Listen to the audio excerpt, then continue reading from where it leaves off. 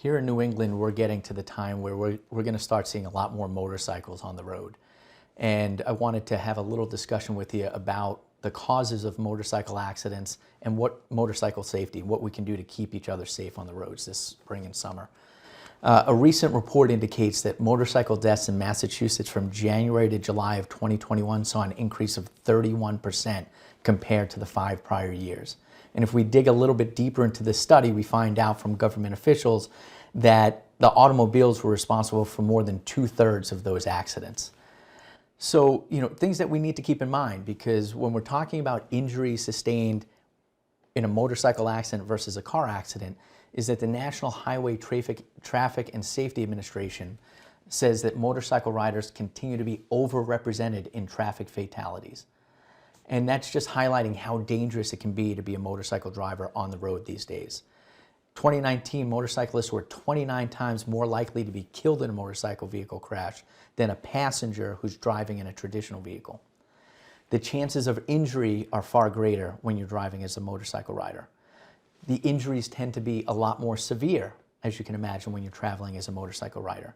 And finally, you tend to incur a much higher amount of medical bills and costs when you're a motorcycle rider. So some of the injuries that you might expect when you're traveling involved in a motorcycle accident are going to be road rash, your typical fractures and broken bones throughout your body, to the more severe injuries like head, neck, and spinal cord injuries.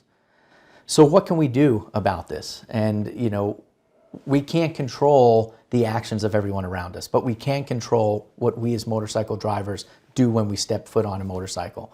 And what that's going to be is that we need to wear our protective gear. We need to wear our helmets. We need to use our turn signal when we're changing lanes. We need to make sure that we're mindful of the speed limit in the different areas that we're traveling. We have to make sure that we keep a safe distance between all the vehicles around us. Be aware of your blind spots and make sure that we avoid using drugs or alcohol, your phone, drinking, any distraction, anything that's going to impair your ability to drive, we want to make sure that we stay away from. But what we do need to keep in mind is that Massachusetts is what's called a comparative negligence state. And what that means is that the amount of damages that one's awarded after a motorcycle accident can be reduced depending on how much responsibility or fault the motorcycle driver had himself in contributing to the accident. So all of these precautions that we're taking are only going to help us if we are involved in an accident to make sure that we get the maximum recovery in this case. And the final thought I'll leave you with as we all begin to get on the road together is that it's very important that all automobile drivers give your motorcycle riders enough space in lanes, signal when it's appropriate, be watchful when a motorcycle is riding in your area.